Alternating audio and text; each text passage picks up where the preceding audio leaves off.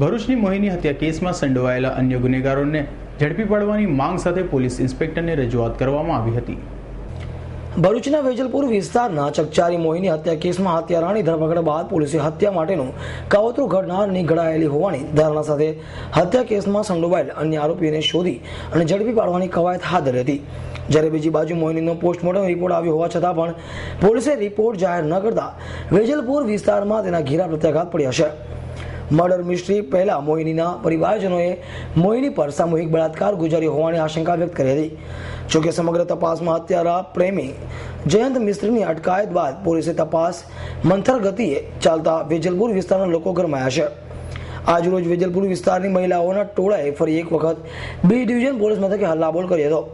સ્થાનિક મહિલા આગેવાનોએ બી ડિવિઝન પોલીસ મથકના પીઆઈને મોહિની હત્યા કેસમાં સંડોવાયેલા અન્ય આરોપીને શોધી કાઢી તત્કાલીન રીતે ઝડપી પાડવાની માંગ ઉઠાવી છે। સાથે પોલીસ મોહિનનો પીએમ રિપોર્ટ પણ છુપાવ્યો હોવાનો આક્ષેપ રિપોર્ટ જાહેર કરવા માટે માંગ કરી હતી।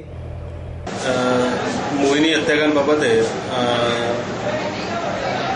તેના સગાવાળા ગુનામાં શું તપાસ થયેલ છે તે બાબતે તપાસ કરવા ચાલુ આવેલા હતા। તેઓને ગુના સંબંધી જરૂરી આપવા જો માહિતી આપવામાં આવેલ છે।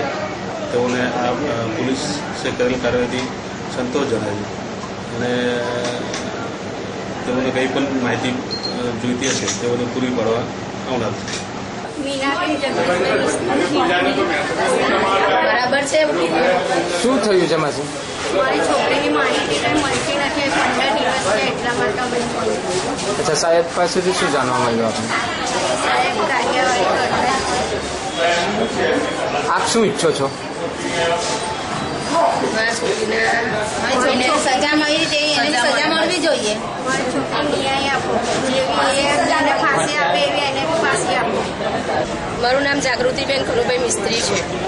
આ મોહિની જે મરી ગઈ છે એ મારા કાકાની છોકરી છે।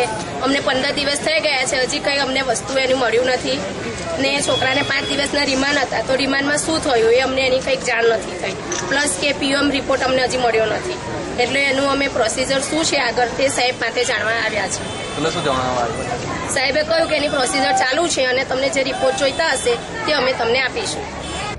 અભિ સૈયદ, એસના ન્યૂઝ, ભરૂચ।